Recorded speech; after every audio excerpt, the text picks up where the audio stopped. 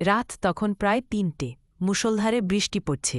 ঝাড়খণ্ডের ঘন জঙ্গলের বুক চিরে ধীর গতিতে এগিয়ে চলেছে মালগাড়ি। ট্রেনের একেবারে শেষ প্রান্তে ব্রেক ভ্যানে একা বসে আছেন গার্ড, বিমলবাবু। বিমলবাবু দীর্ঘ ২৫ বছর রেলে চাকরি করছেন, কিন্তু আজকের রাতটা যেন বড্ড ভারী।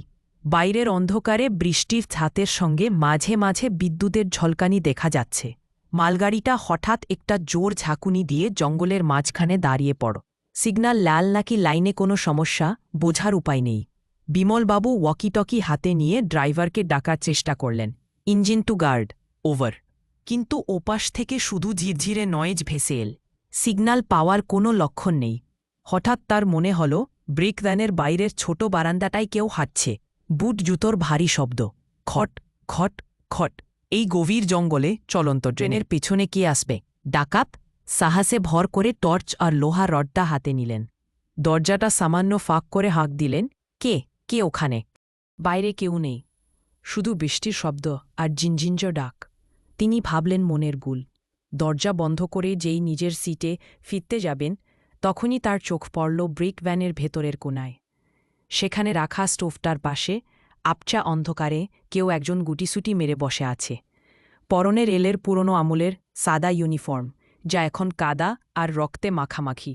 লোকটার মাথাটা বুকের ওপর অদ্ভুতভাবে ঝুলে আছে, যেন ঘাড়ে কোনো হাড় নেই। বিমলবাবুর গলা শুকিয়ে কাঠ হয়ে গেল। তিনি কাঁপা কাঁপা গলায় বললেন, কে কে আপনি? মূর্তিটা ধীরে ধীরে মাথাটা তোলার চেষ্টা করল। ঘাড় ভাঙা থাকায় সেটা সম্ভব হল না, কিন্তু একটা ফিসফিসানি শব্দ ভেসে এল, আমার ফ্ল্যাগটা, আমার লাল নিশানটা কোথায়? ট্রেনটা থামাতে হবে, সামনে ব্রিজ ভাঙা। বিমলবাবু পেছাতে পেছাতে দরজার গায়ে পিঠ ঠেকিয়ে ফেললেন। তিনি জানেন এই রুটে সামনে কোনো ভাঙা ব্রিজ নেই। মূর্তিটা এবার উঠে দাঁড়াল, তার পায়ের পাটাগুলো উল্টো। সে বিমলবাবুর দিকে এক পা এগিয়ে এসে আর্তনাদ করে উঠল, তুই থামালি না কেন? আমি সিগন্যাল দিয়েছিলাম, সব শেষ হয়ে গেল। ভয়ে বিমলবাবুর হাত থেকে টর্চটা পড়ে গেল। ঘর অন্ধকার। অন্ধকারের মধ্যেই তিনি অনুভব করলেন এক হিমশীতল হাত তার গলা টিপে ধরছে, দমবন্ধ হয়ে আসছে তার। ঠিক সেই মুহূর্তে হঠাৎ ট্রেনটা হুইসেল দিয়ে আবার চলতে শুরু করল। একটা বড় ঝাঁকুনিতে ছিটকে পড়ে গেলেন বিমলবাবু। জ্ঞান হারানোর আগে শেষবারের মতো দেখলেন সেই ছায়াটা খোলা দরজা দিয়ে চলন্ত ট্রেন থেকে অন্ধকারে ঝাঁপ দিল। পরের দিন সকালে মুগলসারাই স্টেশনে যখন ট্রেন পৌঁছাল, বিমলবাবুকে ব্রেক ভ্যান থেকে অচৈতন্য অবস্থায় উদ্ধার করা হল। জ্ঞান ফেরার পর তিনি যখন সবটা বললেন, স্টেশন মাস্টারের মুখ ফ্যাকাশে হয়ে গেল। তিনি জানালেন, বিমলবাবু আজ থেকে ঠিক ১২ বছর আগে ওই একই জায়গায় এক ঝড়ের রাতে এক মালগাড়ির গার্ড ডাকাতদের আক্রমণে মারা যান। ডাকাতরা তাকে মেরে লাইনে ফেলে দিয়েছিল।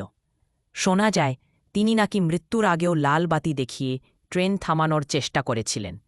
আজও অমাবস্যার রাতে ওই জঙ্গলে ট্রেন দাঁড়ালে তিনি তার ডিউটি করতে আসেন।